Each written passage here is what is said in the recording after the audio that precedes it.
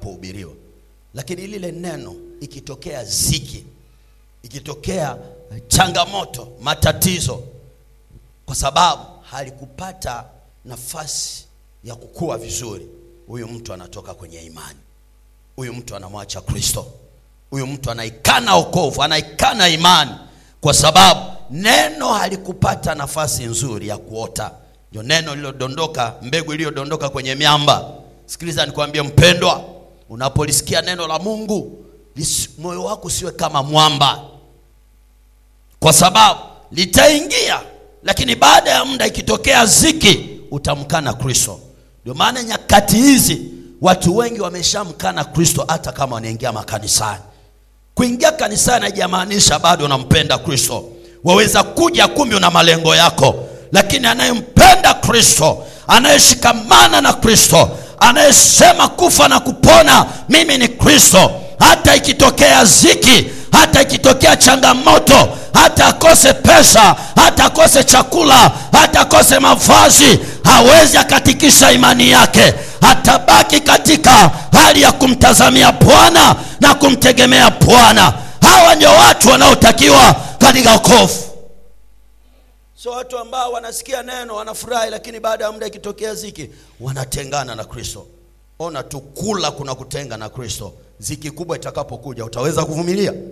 Kuna watu tu juu ya mafuta kujipaka anamkana Kristo, anaongea uongo ili apate fedha. Kuna watu wanajitengenezea mazingira ili apate fedha. Sasa ikitokea ziki yenyewe na unaowategemea wasiwe na hiyo pesa, nani atakusaidia? Wapendwa, tusipojenga imani ndani ya Kristo, vilio vyetu vitakuwa vina maana, na maisha yetu ya wokovu yatakuwa yana mwelekeo. Namshukuru Mungu sana, hakuna aliyemtegemea Mungu na akaibika. Napenda neno la Daudi, anasema toka nilipokuwa kijana na leo ni mzee, sijawahi kuona mwenye haki akiachwa, wala uzao wake ukiomba mkate. Mimi nimemwona Mungu katika hili, na siwezi kuwa mtu asiye na shukrani nishindwe kumshukuru Mungu. Mungu ni mwaminifu kama utabaki kuwa mwaminifu kwake. Juzi niliwashuhudia hapa na sitaacha kushuhudia.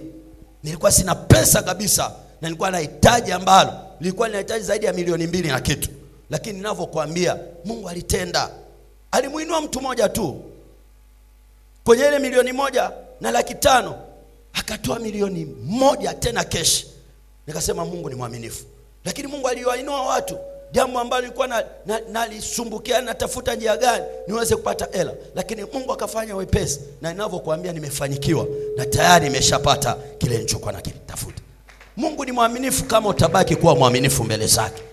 Mungu hajawahi kumwacha mtu anayemtegemea. Lakini kuna watu analisikia neno ila mioyo yao haiko tayari. Nasema mbegu zingine ni mbegu zilizodondoka kwenye miba.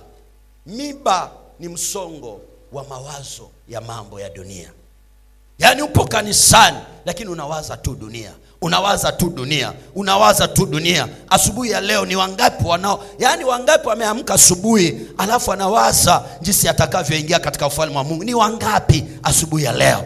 Jambo hili linijia usiku wakati nilikuwa naomba, lakini asubuhi nimeamka pia nikawa nalitafakari. Nikaanza kulinganisha miaka tunayoishi duniani na miaka 1000 ya raha ijayo. Sasa nikaanza kuangalia duniani tuna miaka kama ni nyingi sana, unaweza ukapewa bonus mpaka 100, 150, 120, lakini miaka ya mwanadamu ni 75, 80, hapo inachezea hapo. Sasa angalia miaka 75 na miaka 80, alafu kuna miaka 1000 ya raha. Hakuna majozi, hakuna shida, hakuna magonjwa, hakuna haja ya chochote. Maana kuna utukufu ambao haupimiki, kuna utukufu ambao una raha ya milele. Sasa nikawa nalinganisha ile miaka, nikasema kwa nini nipoteze miaka 1000 kwa miaka 80, kwa miaka 100, kwa miaka 150, wakati kuna miaka 1000? Lazima nitapambana mpaka nikaishi ile miaka 1000 ijayo. Maana mpendwa, tupo kwenye wokovu, lakini unachotakiwa kujua ni kwamba baada ya maisha haya kuna maisha yajayo. Kuna maisha yajayo. Tena ni maisha mazuri kuliko haya tunayoyaishi. Ada tu ikanifanya nipasue kichwa, lakini sasa maisha yajayo ni maisha ambayo yana raha. Na ndio maana ukisongwa na mambo ya dunia hautaweza kusimama kwenye wokovu. Lazima utakuwa mtu wa kudondoka kila itwapo leo, kwa sababu tamaa zitakuvaa. Ukiona mwenzako ananunua gari na wewe unataka uinunue kwa kutumia nguvu, lazima utaiba, na usipoiba utaenda kwa waganga. Ukiona mwenzako anajenga na wewe unataka ujenge kwa kutumia nguvu, lazima utaiba au utaenda kwa waganga. Ndio maana kwenye wokovu nyakati hizi wengi wapo kanisani lakini wana miungu. Jiulize pale ulipo, una Mungu au una miungu? Jiulize mwenyewe kwanza. Mwangalie jirani yako, muulize, una Mungu au una miungu? Wapo kanisani na wanairizi wamezivaa lakini wanatulia. Ila usisahau, miba italisonga, itasonga ile mbegu, haitaota. Mungu akubariki sana mtumishi Alfonso. Ni neno lilinibariki sana na wewe likusaidia. Lakini Jumaa tukawa na ibada nzuri zaidi tena. Sasa kila itwapo leo Mungu anaachilia neema yake. Aliposimama Mama Pastor Lauren akafundisha kuhusu nini chanzo cha matatizo yako. Na tunajua ziko sababu 3 zinazowafanya watu wafurahi au wateseke. Lakini watu wanateseka kwa nini? Sababu 3. Ya kwanza ni mtu mwenyewe, ya pili shetani, na 3 ni Mungu. Mungu anaweza kaamua tu akakuacha upitie kwenye changamoto, akuacha upitie kwenye ziki, akuacha upitie kwenye shida, sio kwa sababu anataka ufe, ila anakujenga, anakuandaa, anakutengeneza, anakufundisha ili uwe safi zaidi. Lakini shetani anapoleta jaribu, halileti ili kuache salama. Shetani anakuja kwa ajili ya uharibifu. Ndio maana Injili ya Yohana 10:10 anasema mwivi haji kuleta mema. Mwivi anapokuja, anakuja ili aibe, auwe, achinje. Ndio kazi yake, ni uharibifu. Kwa kama ni sababu ya shetani, ndio maana tumepewa mamlaka. Lazima tuziharibu kazi za shetani. Anasema nimewapa amri ya kukanyaka joka na nge na nguvu zote za yule muovu, nguvu zote za yule shetani. Hata kama shetani ana nguvu, lakini tunayo mamlaka zaidi ya nguvu za shetani. Maana Bwana anasema mtakanyaga nguvu zote za yule muovu. Na kuhakikishia tena, hata kama shetani ana nguvu, tunayo mamlaka zaidi ya nguvu za shetani. Narudia, hata kama wachawi wana nguvu, tunayo mamlaka zaidi ya wachawi. Hata kama washirikina wanazo nguvu, tunayo mamlaka zaidi ya nguvu zao. Ndio maana mamlaka ulionayo, ukiona mambo hayaendi, kama unagundua hii imesababishwa na shetani, piga na ataachia kwa jina la Yesu aliye hai. Lakini aligusia point ile ya kwanza, sababu inayosababishwa na wewe mwenyewe. Shida nyingi watu wanaziishi au zinatokea katika maisha ya watu, sio kwa sababu tu wanawaloga, lakini wenyewe wanafungua njia.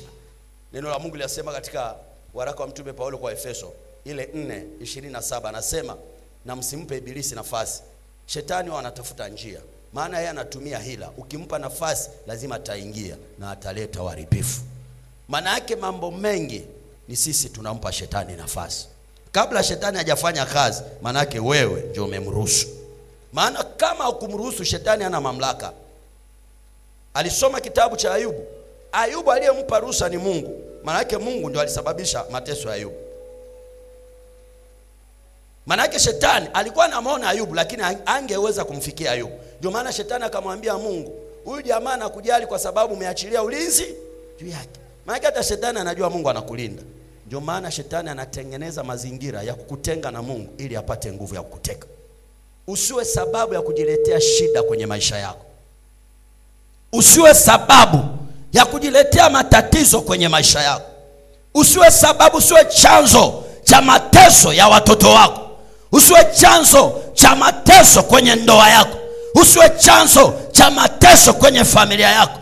Usiwe chanzo cha mateso katika maisha yako. Sio kila kitu ni wachawi, sio kila kitu ni shetani, sio kila kitu amekuloga. Mengi unajiloga mwenyewe na umekuwa sababu mwenyewe, sababu unafungua milango. Ndio maana neno la asubuhi ya leo linasema upandacho ndicho utakachokivuna. Wakati unasababisha hayo mambo unafikiri hayana matokeo. Yana matokeo, kwa sababu umepanda, ni mbegu. Na unapoipanda ile mbegu, tarajia kuvuna kama ulivyopanda. Biblia inasema Mungu hazihakiwi.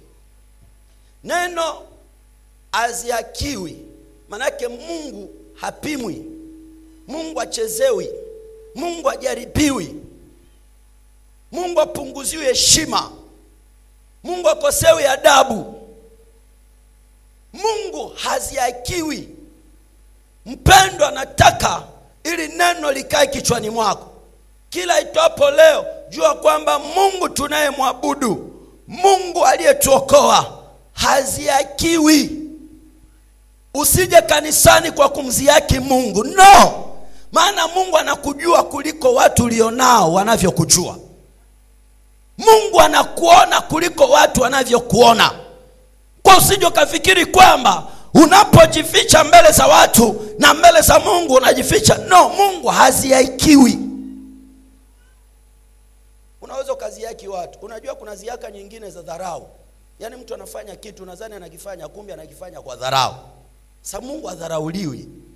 Unamdharauje Mungu aliyekupa uhai ulionao? Unamdharauje Mungu aliyekupa pumzi ulionayo? Mungu hazihakiwi. Wapendwa, usiingie kwenye wokovu kwa ziaka.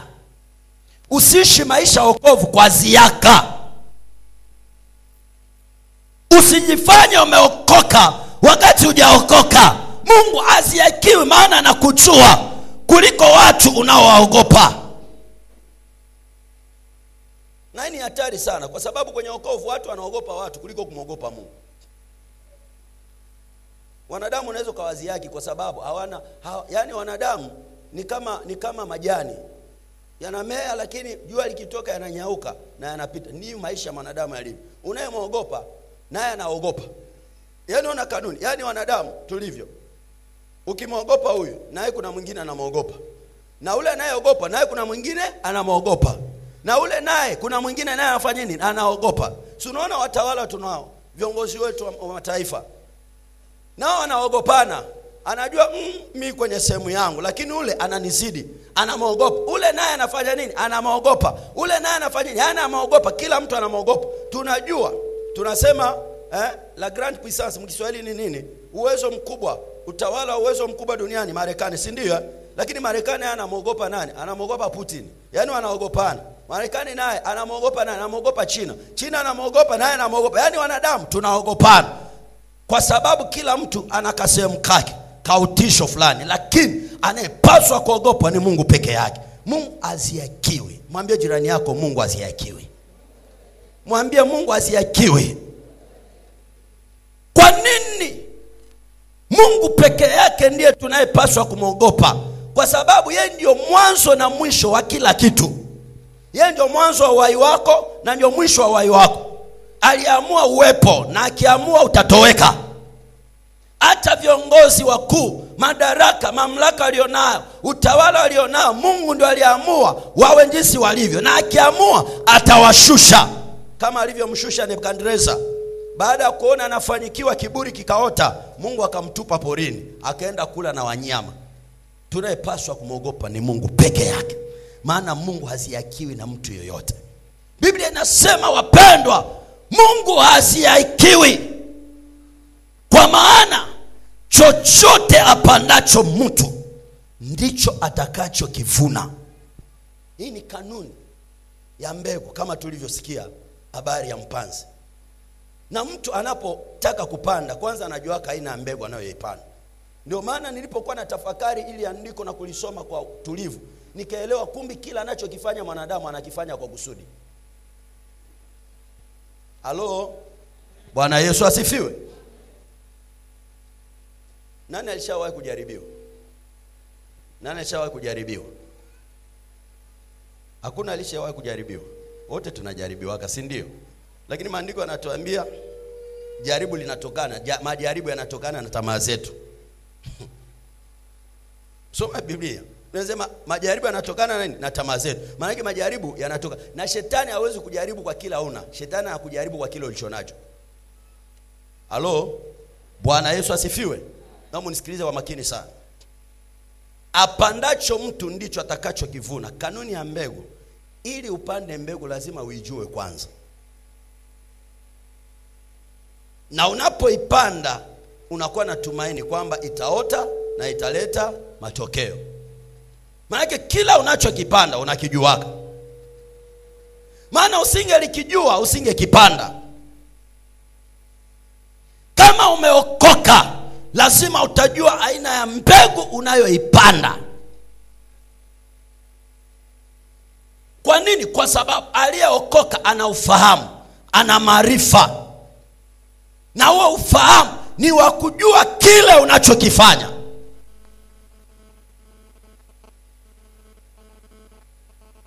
Kwa hiyo ndio kanuni ya kupanda mbegu. Hauwezi ukapanda mbegu unajua hii imeoza alafu naipanda. Hapana, maana wewe ni kipofu. Lazima ujue hii mbegu ni nzuri, nikipanda itaota.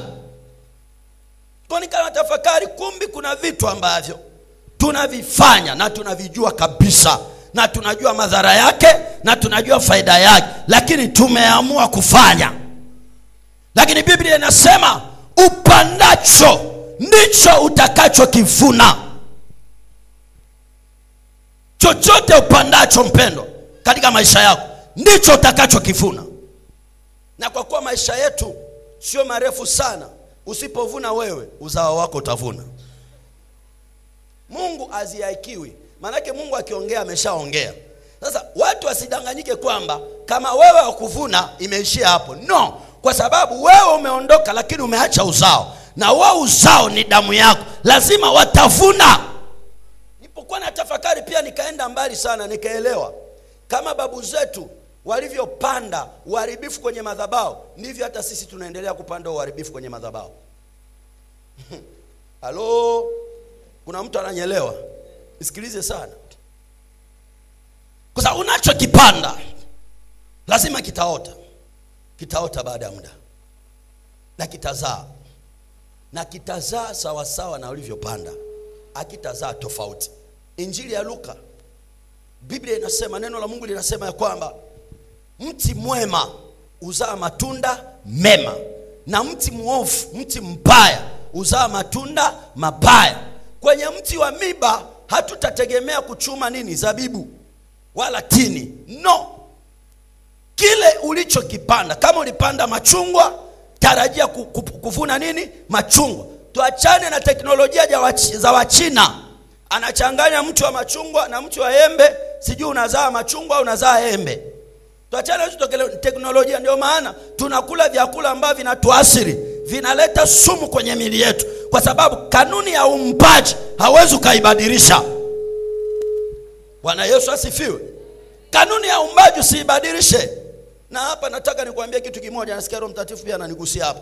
Kama Mungu alikuumba mweusi, jipake mafuta ya weusi. Kama Mungu alikuumba mwekundu, jipake mafuta ya wekundu. Huo utunze wekundu wako. Usitake uwe mzungu. Unajua wapendwa, ninavyowaambia mnaweza mkaviziakia, lakini vina madhara na vina matokeo makubwa. Hao wanaotumia vidonge vya kugeuza miili yao, wanatoka kwenye weusi wanakuwa weupe, kansa inawangoja. Ukubali ukatae, ndivyo ilivyo. Maana dawa zinazotengenezwa za kubadilisha miili ya wanadamu ndani zina madhara. Mungu aliyekupanda mweusi anajua kupitia weusi wako atajitwalia utukufu. Mungu aliyekupanda na karangi anajua karangi kako katampa Mungu tukufu. Kwa hiyo mweusi atabaki mweusi, mwenye rangi nyekundu atabaki mwenye rangi nyekundu. Kama wewe ni Mwafrika, usitake kuwa mzungu. Ndio maana unajua Afrika kuna washamba wengi wanaojitia moyo wakafikiri wao wamesoma. Kama lugha ya kwenu kijijini kwenu huijui, alafu unajivunia Kiingereza, wewe ni mshamba au ni mtu uliyesoma? Maana ikitokea kwamba nampenda Traore, aliongea pia hiki kitu. Ikitokea kwamba taifa linabadilisha lugha la kitaifa liwe lugha ya kwenu, wanasema sasa tutakuwa tunaongea Usukuma Tanzania. Bwana Yesu asifiwe. Lakini sijakuambia usisome. usije ukakosea mahesabu. Soma na usome Kiingereza. Mimi mwenyewe nakipenda. Bwana Yesu asifiwe sana. Lakini nataka uelewe kanuni ya upanzi ikoje. Kwa Mungu alivyokupanda nataka uwe kama alivyokupanda. Na wewe unachokipanda tarajia hicho hicho ndicho utakacho kivuna. Biblia inasema kwa maana yeye apandaye kwa mwili atavuna uharibifu. Kila kinachopandwa kwa mwili kinaleta uharibifu. Na kila kinachopandwa kwa akili za kibinadamu au kwa akili za kimwili kinaleta uharibifu. Lakini Biblia inasema yeye apandaye kwa roho atavuna uzima wa milele. Sasa hebu jaribu kulinganisha haya mambo mawili. Ukipanda kwa mwili unavuna uharibifu, lakini ukipanda kwa roho unavuna uzima wa milele. Hivi vitu vinaingiliana namna gani? Na nini ambacho tunakipanda kwa roho ili tuvune uzima wa milele? Na nini ambacho tunakipanda kwa mwili ili tuvune uharibifu? Nini ambacho tunakipanda kwa roho ili tuvune uzima wa milele? Na nini ambacho tunakipanda kwa mwili ili tuvune tuvune uharibifu? Sasa jiangalie katika maisha yako, ni mbegu gani unayoipanda katika maisha yako? Ni mbegu ya kimwili au ni mbegu ya kiroho? Maana ukipanda maharage utavuna maharage. Ukipanda machungwa utavuna machungwa. Ukipanda mchicha utavuna mchicha.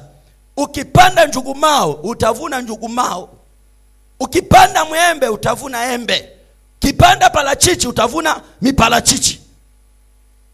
Usije ukategemea kupanda karanga eti utavuna maharage kwa sababu vinalingana. No, karanga ni karanga na maharage ni maharage. Alafu karanga inaliwa hata ikiwa mbichi, lakini maharage uwezi ukaila ikiwa mbichi. Naelewa kumbi kila mbegu ina asili yake. Bwana Yesu atusaidie sana. Kila mbegu ina asili yake. Na kila mbegu ina ubora wake. Hata mbegu za kimwili, kila mbegu ina asili yake na kila mbegu ina ubora wake. Na mbegu za kiroho, kila mbegu ina asili yake na kila mbegu ina ubora wake. Kwa unachokipanda mpendwa, ndicho utakachokivuna. Usidharau mbegu unayoipanda leo, ina matokeo baada ya muda. Kama maisha yako wewe ni maisha ya kuumiza watu, yani wewe maisha yako yote ni ya kuumiza watu, subiri mavuno yako yatakuwa maumivu mara 7 zaidi ya unavyoumiza wengine. Usitegemee kwamba unapoumiza watu unapanda mbegu ya amani. No, unapanda mbegu ya maumivu makali baada ya muda. Kama utaumia wewe, uzao wako wataumia. Siku moja nikatapeliwa hela, ilikuwa $800. Niliwahi kuhadisia hata wanangu fulani, nadhani hata Elia nimwambia. Hapa mjini, hapa Dar es Salaam Kariakoo, wananitumia ile hela inaingia kwenye account. Mijamaa fulani nikaja naonyesha tena dhahabu. Ilikuwa dhahabu kweli wapendwa. Dhahabu kweli, mimi najua dhahabu. Kumbi wana system wanayoifanya. Ile dhahabu nzuri kabisa. Tukaangalia akasema hii dhahabu. Alafu ile jamaa ileta ongo fulani akasema si tumepata ajali na wazungu, tulikuwa tunatoka Kenya, kwa hiyo wazungu sijui wamefanyaje. Sijui hata nilivurugwaje siku ile. Nadhani nilikuwa kwenye changamoto fulani ambazo zilikuwa zinani stress sana. Yaani akili zangu zilikuwa zituliwa wakati huo. Yaani mambo yalikuwa mengi chwani, yani mpaka nimevurugwa. Yaani natembea kama mtu anachanganikiwa. Shida zipo. Sasa mimi jamaa ikakutana. Tulipokutana ikanipakia gari nzuri aisee, 10 matapeli. Usione watu wanaendesha magari mazuri kazani wako salama. Wezi wanaleta gari nzuri, wanasema twende kwa boss ule Muhindi. Alafu akanitajia jamaa moja anaitwa Saidi, tulikuwa tunampelekea dhahabu hapa Kariakoo. Kaniambia si unamfahamu? Mimi Saidi namfahamu. Sasa unajua siku hizi walifunga nini kwa sababu wanafuatilia watu sana. Sasa haya twende sasa. Sasa hivi ofisi iko wapi? Iko nyumbani. Tunaenda hapa Magomeni. Sasa tunafika Magomeni tukamkuta mzee mmoja hivi. Yaani mtu mzima, hautaamini kama huyu ni mtapeli. Yaani baba anajiheshimia. Yaani ukimwangalia unasema huyu baba anajiheshimia. Anavyoongea, yaani uangalie, afu amepaki walikuwa naye gari lake lilikuwa pale na dereva wake wanatusubiri. Hawa tunaenda na gari, naye ana gari. Nikasema hii jambo liko serious. Si watu tu wanajiheshimia, tena mzee mzima. Afu mimi unajua Muislamu wa kweli kweli ana hofu ya Mungu wao na anaheshimu kanuni zao. Nilivyoona tu nikasema huyu jamaa hawa ndio wale ambao wanaheshimu kanuni za dini. Sidhani kama atanipiga. Tukakubaliana hapo tukaenda. Sasa tulivyokuwa tunaenda, ile dhahabu wameshaibadilisha. Maana mafurushi ya furushi vile vilikuwa vinafanana. Kumbe anachukua ile pure tayari kwanza wakati alifungua wakaipima. Ikaonesha ni dhahabu safi. Najua hapa leo tanunua vyombo, na ndio kipindi nilikuwa na mahitaji ya vyombo sana. Na kuambia na kushuhudia niko mbele za Mungu. Akili yangu ilikuwa nawaza nitanunua vyombo. Kwa tukaenda. Tulivyoenda sasa wakasema twende wapi? Twende nyumbani kwa bosi mwenyewe, njoo bosi naongea. Bosi akaniambia wewe panda kwenye gari langu. Kwa tunapiga story. Tunaendelea. Tukafika pale sheli ya Magomeni pale. Wakatia mafuta ndani. Walipotia mafuta, ni ushuhuda mrefu, tashuhudia kwa ufupi tu ikusaidie pia. Tia mafuta pale, ndio akaniambia sasa unajua. Ule jamaa kaanza vurugu ndani ya gari. Mimi naomba mnishushe. Hii dhahabu kwa kweli naona nyinyi ni kama watu wabaya. Nikasema hapana, acha tunaenda kwa bosi. Asema nataka mnipe nini? Njoo nini kishikishi cha kushikia, si ndio Basi mnipe kitu cha kushikia. Ule jamaa katoka toa 2,200,000. No, 2,200,000 na 500,000. Cash naiona. Asema hii ni ndogo, ongeza nyingine. Sasa ule bosi akaniambia unaona hata hela? Nikasema pesa zimeingia account, ngoja nikazitoa. Pale pembeni pana ATM pale sheli ya pale Magomeni. Nikaenda pale ATM nikaingiza kadi, nikatoa shilingi, nikazitoa thamani ya $800. Maana ndani mlikuwa nyingine ile kidogo. Nikatoa yote. Ilikuwa 1,000,000 na ngapi hivi. Kachukua na mimi kamwambia basi tuchangie kwenye hii 2,200,000 na hii nini. Asema haya. Shika. Jamaa akashika ile pesa. Tunaenda tunaongea. Tunafika pale kuna hospitali moja pale Magomeni. Hospitali nzuri sana iko pale nini. Tunafika pale hospitalini. Kaniambia ngoja tuingie hapa boss, unajua inabidi tuingie moja moja. Maana watu wa usalama wanafuatilia watu. Tukaingia na jamaa. Tulivyoingia na jamaa kumbi magari mawili yote ameshaondoka. Za jamaa sijui nini kilitokea, nikasikia haja ndoko. Nasema ngoja nisaidie hapa. Kumbi ninavyoingia ndio namwambia ondoka zako. Nilipoenda huko narudi jamaa hayupo tena. Natoka nje kuangalia magari hayapo. Sasa niangalia huko wote ni madaktari na manesi. Wako yani wanahangaika na shughuli za sasa, ni sijui nimuulize nani au niambie nani. Kwa hiyo nikabaki macho. Nikakaa. Au stress nilizokuwa nazo na nikapata stress nyingine, kichwa kikaanza kunyuma hapo. Jasho likanitoka, unajua jasho la moto likaanza kunitoka. Nikakaa, nilia au nifanyeje? Au utamlilia nani? Bwana Yesu atusaidie sana. Nikaumia kweli kweli. Sasa nikatoka tu nikajitia moyo. Nikaanza kuangalia ile magari. Bibi moja akaniona akaniambia unatafuta haya magari yamepita hapa? Nikamwambia ndio bibi. Yameendea hapa? Akaniambia yameenda hivi. Nikaanza kufuata, wameshapotea. Nilitembea kwenye jua kali, nikarudi pale sheli nikamwambia basi muangalie kwenye nani yenu. Maana wana kamera, muangalie kwenye kamera yenu, muangalie nani za namba za gari. Tutawajua watu. Kumbe wale jamaa sijui unajua mjini yani watu wanasaidiana kwenye mambo mazuri na mwenye mambo mabaya. Yawezekana hata wale watu walikuwa wanajua kinachofanya. Yawezekana pia ile sheli huwa wanaitumiaka sana. Kwa nikawaambia basi mcheki kwenye kamera, wakaleta visababu, huyu akatokea, wakanichenga. Mwisho nikaona basi kama Mungu ameokoa uzima wangu, pesa sio kitu, nitapata hela. Maana wale jamaa wangeweza hata kunyuia kwenye gari yao. Wangeweza kunipulizia perfume nikapoteza ufahamu na wakanitupa popote. wangeweza hata kunyua na risasi. Lakini kamshukuru Mungu, niliamka pale kwenye sheli na ujasiri, nikasema Bwana asante kwa kunipa uzima. Nikatoka nikaenda, nikafika, walinipa maribi. Niliyatunza, nadhani nayo pale ofisini. Yale maribi yale, kuna maribi fulani machuma yale, ndio walikuwa wamefunga. Mimi nikasikia ule uzito, nikajua leo dhahabu tunayo hapa. Kumbe wamenipa machuma. Nikamshukuru Mungu, nikatoka. Nilivyorudi sikuenda nyumbani, nikaja hapo ofisini nikakaa. Unajua sasa yale maumivu yakaanza kunipata. Nikaona ile pesa nilichokuwa nafikiri kufanya nimeshindwa. Kaanza kusikia ule maumivu. Lakini nachotaka kukuambia ni hiki. Ule baba kama yeye akuvuna, uzao wake utavuna. Ndio maana unakuta kuna vizee vingine kwenye familia vinazeka mbaya, ni mapando aliyoyapanda. Usipande mapando mabaya, maana utakuja kuyavuna kwa wakati wake tu. Chochote unachokifanya katika maisha yako kina faida yake na kina madhara yake. Ndio maana Biblia inasema Mungu hazihakiwi, maana pandacho mtu ndicho atakacho kivuna. Walizani wamenitapeli hela. Baada ya hapo nilipata hela nyingi kuliko hata kuliko hata ile dola 800. Nilipata hela nyingi sana. Lakini mbaya ni kwamba alichokipanda yeye, walichokipanda wao, wasipokivuna uzao wao utavuna. Sasa yale maumivu hayakwenda bure. Lazima yalitengeneza vitu katika ulimwengu wa roho. Na ndio maana nataka nikwambie mtu wa Mungu, umeokoka, usiwe unatengeneza maumivu kwenye mioyo ya watu. Maana unavyowaumisha, kuna siku utaumia zaidi yao. Usipoumia wewe, uzao wako utaumia.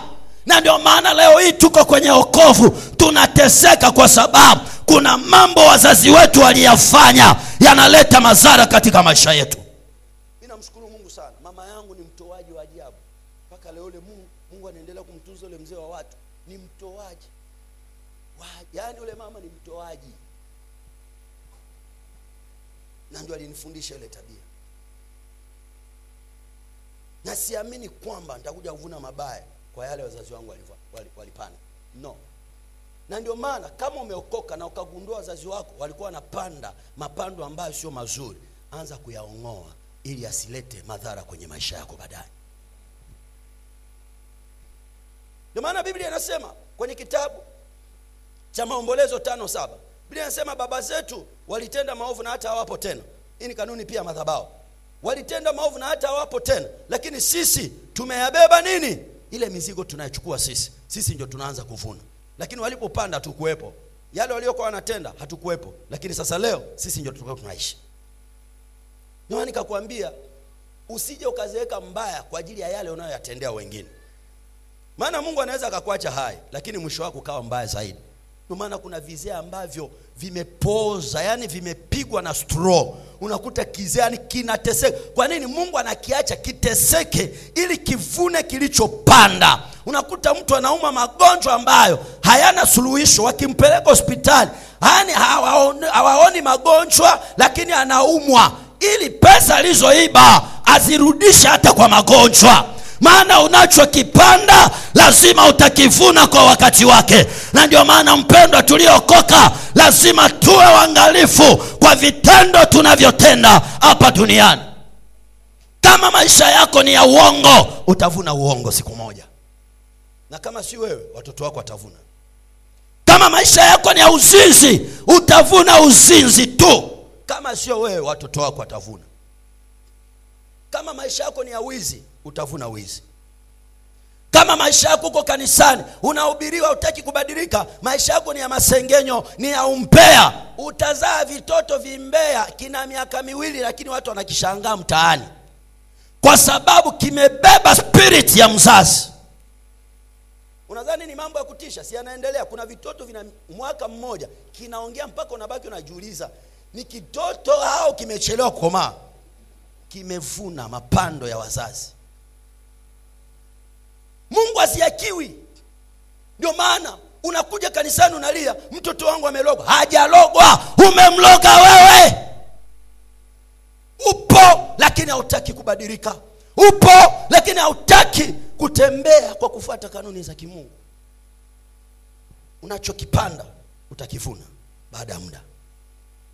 Matendo nayo yaishi leo yanaweza sikuletee madhara kwa sasa, lakini baadaye utakuja kuyajutia, kwa sababu ni mbegu. Na siku zote unapopanda mbegu, unajua kuna wakati wa kupumbazika, Yaani kwa wakati wa kujisahau kama ulipanda mbegu. Maana unapoipanda mbegu huwa unarudi nyumbani, na unaporudi unaenda kupumzika, unangoja wakati itakapoota, na inapoota unapalilia, maana haijatoa matunda. Lakini itakapoanza kutoa matunda ndio utajua umefaidika au umepoteza. Anasema ukipanda kwa mwili utavuna uharibifu. Wapendwa, nataka ujue kupanda kwa mwili nini. Biblia inasema kwenye Wagalatia, ukisoma ila 6 tu kama sijakosea, 5 kuanzia ule mstari wa 22 kuendelea, 20 na 19, 20, 22 kuendelea, Biblia inasema na haya ndio matendo ya mwili, yameorodheshwa pale, matendo ya mwili. Na haya matendo ndio unayoyapanda kama mbegu kwenye maisha yako. Chuki ni wewe, wivu ni wewe, tamaa ni wewe, uzinzi ni wewe, ukorofi ni wewe, utapeli ni wewe, tabia za masengenyo ni wewe, umbea ni wewe, maisha mabovu ni wewe. Hiyo ni mbegu unayoipanda kwa mwili. Biblia inasema mbegu inayopandwa kwa mwili inavunwa kwa uharibifu. Usitegemee kupanda mbegu kwa mwili alafu ukafikiri italeta mazao ya kiroho. No, unachokipanda kwa mwili kitaleta uharibifu. Tumesoma andiko kwenye kitabu cha Samuel, ni habari ya Daudi. Nilileta huu mfano moja tu, maana maandiko hapo mengi sana ambayo tungeyasoma na tukaona matokeo yake. Daudi mfalme, wakati Mungu amemuinua, Daudi alifika mahali akajisahau.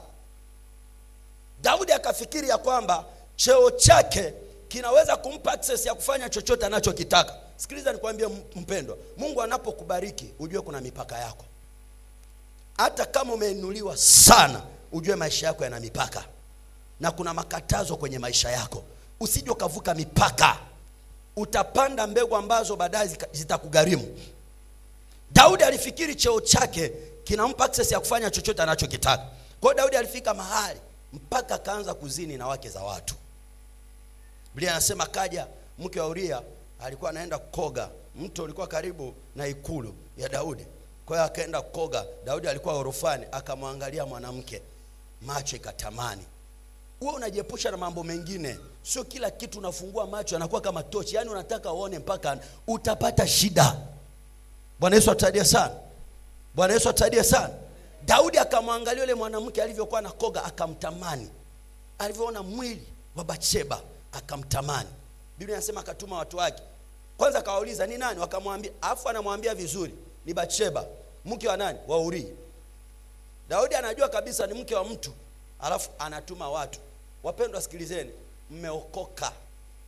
Ogopa mke wa mtu na mume wa mtu.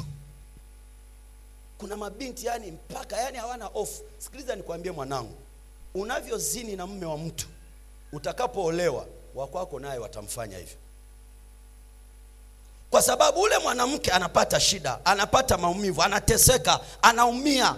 Aliteseka na mume wake mpaka akafanyikiwa. Leo anamiliki magari, leo anamiliki yale majumba unayoyaona. Haumpendi kwa sababu kwa sababu ni mwanaume, unampenda kwa sababu ya vile alivyokuwa navyo. Lakini ule mama alimpenda kwa sababu ni mume, alimuona ana chochote lakini akamkubali, wakaishi naye. Sasa yale matokeo wewe unaanza kuyatamani, unaenjoy, unapanda kwenye gari, alafu unamwambia ongeza IC, anakuongezea IC, weka muziki, anakuwekea muziki, unadhani ni ya kwako. Utavuna unachokipanda baada ya muda. Kama sio ukimwi, utavuna mume wako, watamtumia mpaka utalia, utaomba, hakuna majibu. Leo kuna wanawake wengine kwenye ndoa zao wanalia, waume zetu wanatoroka nje, waume zetu wanazini. Kumbuka ulivyokuwa unafanya waume wa watu. Vumilia, kwa sababu ndio mbegu uliyoipanda. Upo kwenye wokovu, usisahau kwamba kanuni ya kupanda ni kuvuna ulichokipanda. Au utavuna tofauti. Kila unachokifanya ndicho kitakachotokea baada ya muda. Naambiaga wanangu, siku zote nawaambia, mimi sikuwahi kupanda uasi kwa babangu wa kiroho. Sikuwahi kupanda uharibifu, ukosefu wa adabu. No. Na siwezi nikavuna nisiyokipanda. Anayetaka nikivune atakivuna yeye. Maana mimi sina hiyo kanuni. Ogopa mke wa mtu. Ogopa mume wa mtu. Umeokoka, jitunze na utakatifu wako. Kama ni binti, ngoja umpate atakaye kuoa. Lakini usienjoy na maisha mume wa mtu. Usienjoy na maisha mke wa mtu. Kuna vijana leo, yani kinakuta mke wa mtu kinaenjoy, eti kinaenjoy. Ni kuenjoy kweli au ni kufa? Bwana Yesu atusaidie sana. Sio kuenjoy, ni kufa. Kwa sababu ule baba, wewe unaona mke wake anamuona leo ana nguvu za kiume, hafai, sijui anakuwa mtu gani, lakini wakati walianza maisha hakuwa anamuona hivyo. Na wewe unaenda hapo unajitumbukiza, kinakupa hela, unasema aisee, nimepata kimadha kinachonitunza. Akikutunzi kinakutengeneza, kinakuandalia kifo. Mke wako anapobaki nyumbani na maumivu, anateseka, anaumia, watoto wanakosa ada, lakini unachukua zile ada unazipeleka kijana mtaani. Utavuna unachokipanda. Utavuna. Wewe unazidi, yani wewe unashauriwa usikiki, hata kwenye familia wamesha kuchoka. Binti haukamatiki mtaani. Yani uzinzi ni wewe kijana haukamatiki. Unafundishwa hausaidiki, unahubiriwa hausaidiki, unaambiwa hausaidiki. Unachokipanda utakivuna. Tulikuwa na dogo moja, ule dogo alipata hela, alikuwa anachezea hela. Akawa yani alikuwa yani anaangalia mwanamke anayempenda, achague chochote anachokiona mbele yake. Asema kise present okano ontir.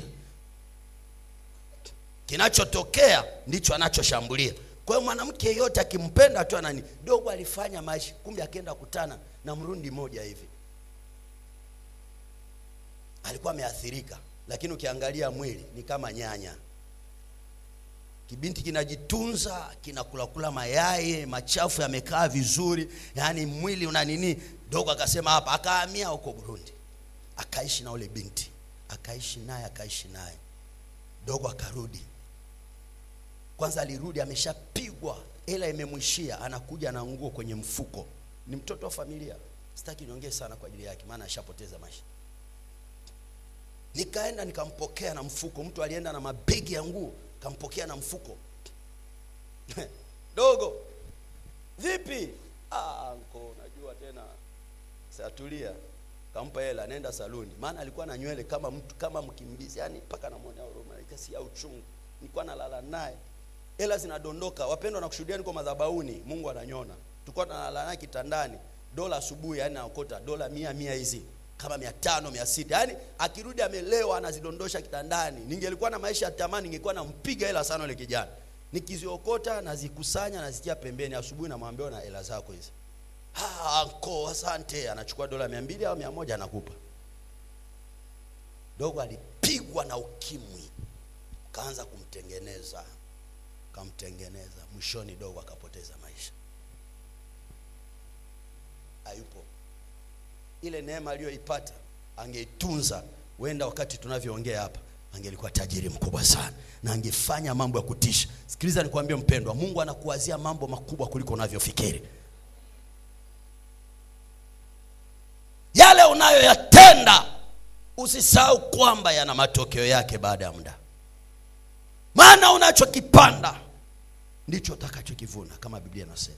Apandaye kwa mwili atavuna kwa mwili. Daudi akamchukua Sheba, akamuingiza nyumbani kwake. Biblia inasema akalala naye na akampa mimba siku hiyo hiyo. Sheba akapata mimba. Daudi baada ya hapo akamrudisha kwake. Alivyorudi kwake, Daudi alijua ni mke wa Uria, akapeleka majeshi kwenye uwanja wa vita. Baada ya kugundua kwamba hili jambo likijulikana, alafu mwanamke bado nampenda, ili niendelee kummiliki inabidi huyu jamaa aondoke, akaongeza dhambi ya kuua. Akampeleka jamaa vitani, Uria akauliwa huko. Na hivyo Uria akamchukua sasa Bathsheba akamweka vizuri nyumbani kwake. Alivyozaa mtoto, Mungu akampiga mtoto akafa. Kwanza ilikuwa ni pigo ya Daudi, ilibidi Daudi ndio afe, lakini Mungu akamwonea huruma kwa sababu alijitambua mapema. Mtoto akapigwa akafa. Daudi akazani imeishia hapo. Lakini soma Biblia. Ukisoma ile Samueli wa pili, ukiendelea utasomea nyumbani, na hataja tutaandika. Samueli wa pili 13, 11 kuendelea. Akazaa watoto Daudi. Mtoto anaitwa Amnoni. Amnoni, ile mbegu Daudi aliyoipanda ya uzinzi ikamvaa Amnoni. Amnoni akamtamani dada yake Tamari, akamtenza kwa nguvu, akampaka dada wa kuzaliwa naye. Mbegu unayoipanda ndio utakayoivuna. Usio unashangaa baada ya muda. Ndio maana maombi mengine tunaomba watumishi wa Mungu, kumbi tunajitesa. Kuna maombi mengine acha mtu avune alichokipanda. Maana Mungu aliyeweka kanuni hii anaichua. Mungu aliyeweka kanuni hii anaichua. Amnoni, Daudi akaanza kuvuna sasa alichokipanda. Amnoni akambaka dada yake Tamari. Ile mbegu ikaendelea. Ukisoma Samuel wa pili 16, Absalom mtoto wa Daudi naye akaingia kwa masuria baba yake, yani masuria wa baba yake, wale nyumba ndogo wa baba yake Daudi. Absalom akaingia kwao naye akawabaka. Ile mbegu aliyoipanda Daudi ikatembea vizazi hata vizazi. Sikilizeni niwaambie watu wa Mungu, mbegu unayoipanda usije kushangaa. Ndio maana wazazi wengine leo wanajiuliza, mbona katoto kangu ni kazinzi akataki kusikia? Kumbuka ulichokuwa unakifanya zamani. Uliwahi kutengeneza mpaka leo uko kwenye wokovu, unashindwa hata kushughulika na zile mbegu mbaya ulizokuwa unazipanda kwa watoto wako. Sikilizeni niwaambie watu wa Mungu, kama unatunza utakatifu wako, kama unatunza ukamilifu wako, kama unatunza kabisa utu wako wema mbele za Mungu, hata kizazi chako kitakuwa salama. Kama Mungu aishivyo, chochote watakachokipanga kuwatendea wazao wako hakitafanyikiwa, maana ulinzi wa Mungu unatembea juu yao kulingana na kanuni ya agano la neno lake. Hawezi kuvuna mabaya usioyapanda. No. Watoto wako wataharibikiwa kama wao kuharibu wengine. Wao wameharibu watoto wa watu. Libaba lizima alafu linazini na vibinti vya 18, 15 mpaka 20. Baba mzima amezeka. Unavyotesa watoto wa watu, wako wanakuja nao watapata cha mtemankuni. Ndio maana kuna watoto mnateseka kwa sababu ya wazazi walichokuwa wamekipanda. Mama, unaharibu vijana wa watu. Usisahau umezaa na wako wataharibiwa. Maana ni mbegu nayo ipanda, na ile mbegu itaota. Daudi anashangaa Absalom anaingia kwa masuria wake, wanakuwa wake zake, anazini nao. Mke wa baba, unapataje huo ujasiri? Mbegu. Sema mbegu. Sio ujasiri, mbegu. Maana ni wakati wa mavuno sasa, inabidi Daudi avune. Anaendelea. Sikiliza, na mbegu wakati inapoota haijali majira. Hii mbegu haijali majira, hata wakati wa mafanikio inaota, inaleta matokeo. Akazaa mtoto mwingine Sulemani. Ule Sulemani ndio akaja kufanyikiwa, akamkomboa mpaka kwenye kiti chake cha nini? Cha kifalme. Ile Wafalme wa kwanza utapata habari ya Sulemani. Sulemani naye baada ya kufanyikiwa sana, baada ya kunini, huyu ndio akawa hatari. Sema hatari. Sema hatari. Yaani mbegu ndio ikaja kuleta sasa matokeo sasa kwa Sulemani. Sulemani ndio akawa hatari. Ameoa wanawake 700. 700. Ndio 700. Alafu masuria 300. Sasa najua siku moja tulikuwa tunaongea mtumishi wa Mungu mmoja, tunapiga story tu kama watumishi wa Mungu. Sasa tukawa tunafanya hesabu. Tukasema ina maana Sulemani kama alikuwa anaenda kulala kwa mwanamke mmoja siku moja, maana yake mpaka aje kwa huyu mwanamke inabidi aishi miaka 1000. Si ndio pendwa? Si ndio hesabu za kawaida? Maana anazunguka kwa huyu wa kwanza mpaka aje arudi kwake tena inabidi apishe miaka mingapi? Miaka 1000. Sasa aliishi miaka mingapi Sulemani? Sasa aliwezaje kuishi na wanawake 1000 kwa ile miaka aliyoishi? Hebu igawe miaka ya Sulemani. Yaani unajua, na unapopanda kuna nguvu ya mavuno. Ndio maana unakuta kuna watu wengine wanaombea mapepo hawafunguliwaki. Leo ataombewa, kesho ataombewa, kesho kutwa ataombewa, kesho kutwa anaombewa, kesho kutwa anaombewa. Sasa hizi mbegu huwa zina kanuni ya kuondoka. Ili ziweze kuondoka, chukua kwanza maamuzi yako binafsi ya kuzikataa. Fanya maamuzi binafsi ya kukataa. Usipokataa itaendelea kuota, itaota, maana ndivyo kanuni ya mbegu ilivyo. Fanya maamuzi ya kubadilisha mbegu. Kama unaona karanga zimekuchosha, anza kupanda maharage sasa. Na ndio maana katika kanuni ya kupanda mbegu, hakunaga mbegu mbaya tu, lakini pia kuna mbegu njema. Kama wazazi wako walipanda mbegu mbaya, kama wakati wa nyuma ulipanda mbegu mbaya, lakini nafasi bado ipo, waweza kupanda mbegu nzuri. Ndio maana Biblia inasema tusichoke katika kutenda mema. Maana wakati wa kupanda mema pia upo. Na unapopanda mema, lazima mema utayavuna. Lazima mema utayavuna. Ndio maana tupo kwenye wokovu wa pendo. Kama tumeokoka, tupande mbegu ya utakatifu, tupande mbegu ya utu wema, tupande mbegu ya upendo, tupande mbegu ya ushirika. Unayemwona ni dada yako, unayemwona ni kaka yako, muishi naye kwa upendo, muishi naye kwa ushirika. Hapana, tuko kanisani, mbegu za chuki bado zinaendelea ndani yako, mbegu za wivu bado zinaendelea ndani yako, mbegu za masengenyo bado zinaendelea ndani yako. Maana yake haujaamua kubadilika, haujaamua kubadilisha mapanzi yako, haujaamua kubadilisha mbegu yako, na itakutesa. Lakini kanuni ya mbegu, kama umegundua mbegu hii ni mbaya, waweza kupanda mbegu njema. Maana mbegu njema ipo tena, na chochote unachokipanda kwa wema utakivuna kwa wema. Haijalishi watu wanakutendea mabaya, haijalishi watu wanakuumiza, lakini ulichokipanda ndicho utakachokivuna. Kama sio wewe, hata uzao wako watavuna yale mema unayoyapanda. Ndio maana Biblia inasema katika kitabu cha Matendo ya Mitume 9:39 chini, Biblia inasema ule mwanafunzi anaitwa Dorika, wakati alifariki, Petro akaenda.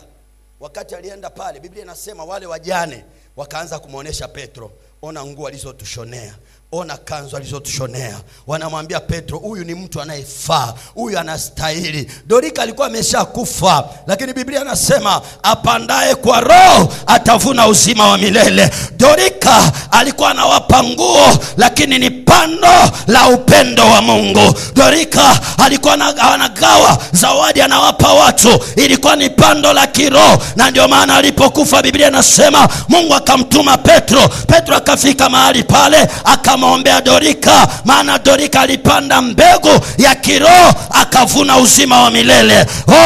Dorika akaombewa na akafufuka. Nataka nikwambie, ukipanda kwa wema utavuna wema, ukipanda kwa utakatifu utavuna utakatifu.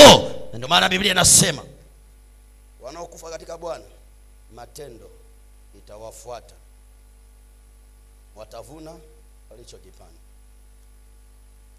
Wapendwa, mbegu unayoipanda ndio itakayokufuata baada ya kuondoka kwako duniani, au Kristo atakaporudi kulinyakua kanisa lake. Mbegu uliyoipanda ndio utakayoivuna. Maana Biblia inasema yale matendo yatakufuata. Hata kama umeondoka, yatakufuata.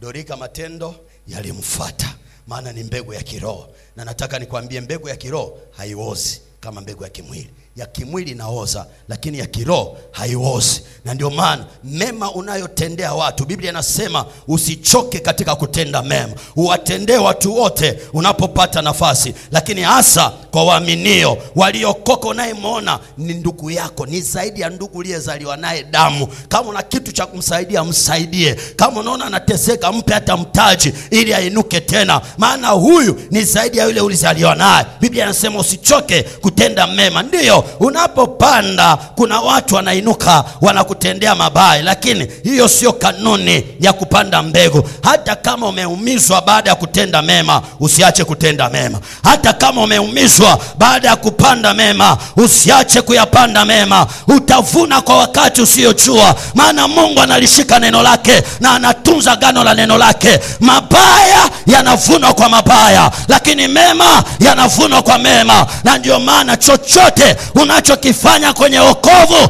ndicho kitakachokufuata baada ya unyakuo. Chochote unachokifanya kwenye wokovu ndicho kitakachokusindikiza baada ya unyakuo. Wapendwa, tutahukumiwa kulingana na matendo yetu tunayoyatenda hapa chini ya jua.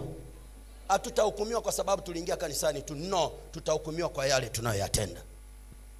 Panda kwa roho, utavuna uzima wa milele. Ukipanda kwa mwili, utavuna uharibifu. Najua mambo ni mengi, lakini nataka niishie hapa. Na tunapotaka kuomba, tafakari, maana leo ni siku ya meza ya Bwana.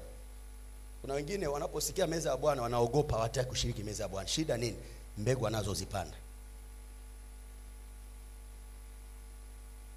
Mimi kanisani nilipokuwa nasikia tuna ushirika mtakatifu, hiyo ibada hata kama nilikuwa na ratiba zingine huwa naziweka pembeni. Naziweka pembeni ili nikashiriki. Anza kutafakari pale ulipo kabla tujaenda kushiriki meza ya Bwana. Nataka niingie moja kwa moja kwenye ibada ya pili, ili tunapoomba tuombe na twende tushiriki meza ya Bwana.